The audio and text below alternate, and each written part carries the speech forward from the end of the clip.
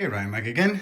Now this time with the tachometer finished. I reinstalled the speedometer in the closet itself, and I'm going to do the same test exactly here. I was actually in the middle of a test, so let me bring this down. As you see I'm turning the knob, but it takes a little bit to respond, but it's okay to, no ignition. All right, so now we can see the speedometer and, sorry, the tachometer.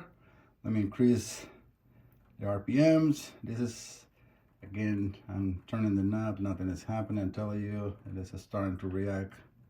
You see this is like turning, I'm still in 20. It should have stayed up. Okay, finally. All right, so we got the speedometer, the tachometer now moving again, nice and smooth, back and forth. Everything is working perfectly. All right, so good to go. All right, thank you so much for trusting my Salazar Diagnostics. And if you find my services were good for you, I would really appreciate if you can help us with a small review. I'll send you a link. Thank you so much for your business. Talk to you later. Bye-bye.